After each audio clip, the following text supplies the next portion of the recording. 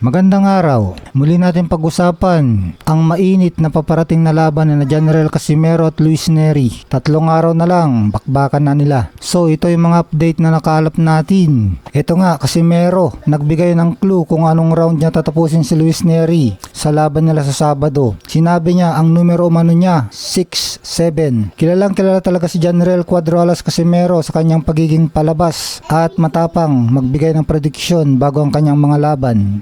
Ang hula niyang round 6 hanggang 7 na pagpapatumba kay Luis Nery ngayong darating na Sabado, Hunyo 6 ay pagpapakita lang ng kanyang matinding kumpiyansa. Narito ang ilang dahilan kung bakit paboritong pag-usapan ang numerong ito ng mga boxing fans. Estilo ng dalawang boksingero, parehong agresibo at may mabigat na kamao sina Casimero at Nery, kilala bilang Pantera. Dahil pareho silang sumusugod, inaasahan ng mga eksperto na sa unang 5 round ay magiging madugong palitan ng suntok. Sa pagpasok ng round 6 o 7, doon na makikita kung sino ang unang mapapagod o magkakamali. Ang crucial na mid-rounds. Ang hula ni Casimero ay swak sa kanyang karaniwang estilo. Binabasa niya ang kalaban sa simula at kapag nakuha na niya ang timing sa kalagitnaan ng laban, doon na siya magpapakawalan ng kanyang pamatay na mga kombinasyon para sa isang knockout. Bakbakan sa Japan. Gaganapin ang salpukan na ito sa Aichi Sky Expo sa Nagoya, Japan, kung saan tampok din sa parehong event ang laban ng kasama niyang si Kenneth Lover dahil parehong may unfinished business ang dalawa sa mga fans sa Japan. Lalo si Nery na may kasaysayan na issue sa timbang doon. Tiyak nagigil silang dalawa na magpakita ng brutal na pagtatapos. Magkatotoo kaya ang 6-7 na numero ni Cuadro Alas o makatagal si Nery hanggang sa dulo ng laban. Samantala ayon kina JM Shasat at Attorney Ed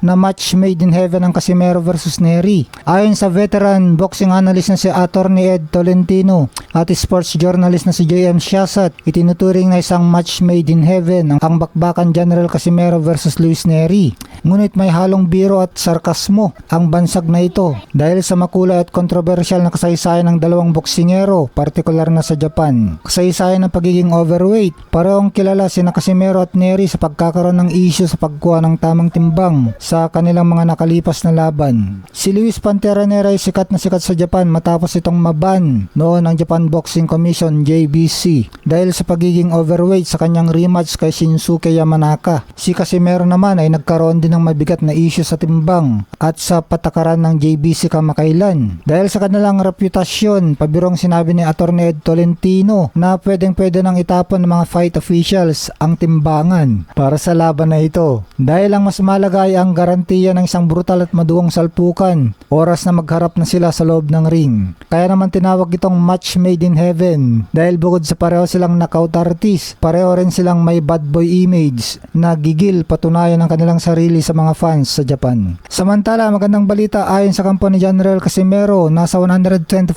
pounds na lamang ang kasalukuyang timbang. Ayon sa pinakahuling update mula sa kampo ni General Casimero, nasa 125 pounds na lamang ang kanyang kasalukuyang timbang. Ibig sabihin 1 libra, 1 pound na lang ang kulang o pagitan niya mula sa napagkasunduang 124 pound catch weight limit na pasok sa featherweight para sa kanyang mega fight kontra Luis Nery ngayong darating na Sabado. Narito ang ilang detalye ukol sa kanyang kondisyon, strict monitoring. Kasalukuyang binabantayan at pinapanatili na lang ng kanyang team ang kanyang timbang habang papalapit ang official na weigh-in ngayong Biyernes. Kumpiyansa ang kampo. Tiyak at kampante ang kanyang buong koponan na walang magiging problema sa Casimero sa pag-abot sa timbang. Malaking hininga ito para sa mga fans lalo na't parehong may kasaysayan ng dalawang boksingero sa mga issue sa timbang. Mukhang seryoso talaga ang naging paghahanda ni Cuadro Alas para sa giyerang ito sa Japan. Samantala, Koki Kameda, promoter ng Casimero, lumakas loob dahil kay Casimero.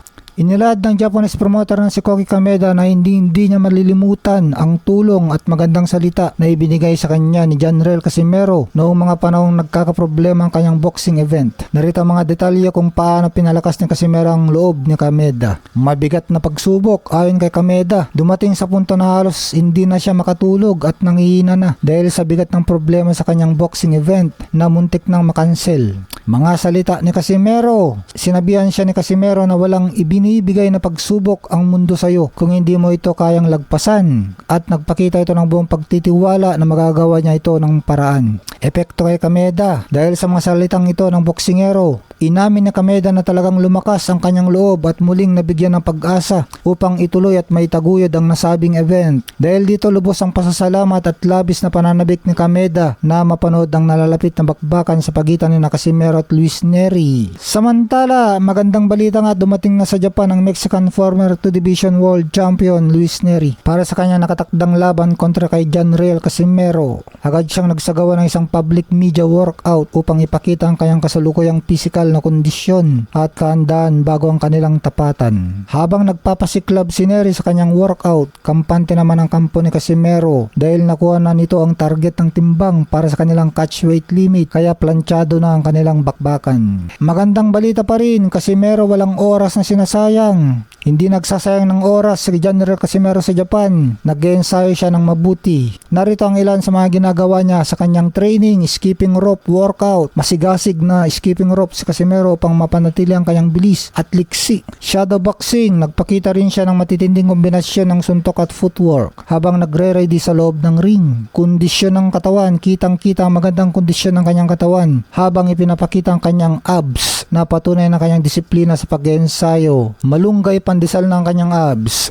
Mukhang andang-anda na nga si Alas para sa kanyang laban kay Luis Neri. Samantala, mukhang nag-iinit na nga ang sitwasyon para sa planong pagharap na Janriel Cuadralas Casimero at ng Meksikano mandirigma na si Luis Neri doon sa Japan. Todo ensayo at tila walang sinasayang na oras si Casimero pang masigurong nasa peak condition ang kanyang katawan para sa bakbakang ito. Inaasahan magkakasubukan ng lakas ng determinasyon ng Pinoy at ng pambato ng Mexico sa oras na magharap sila sa lona. Hati ang opinyon dahil sa bigat ng laban na ito, maging ilang mga Pinoy boxing fans ay tila naguguluhan at nahati kung sino ang kanilang kakampihan o kung ano ang magiging dulo ng tapatan. Sa bagsik ng mga binitewang banta at tindi ng preparasyon, mukhang may kalalagyan nga si Neri kapag tinamaan ng mga pamosong patama ni Alas.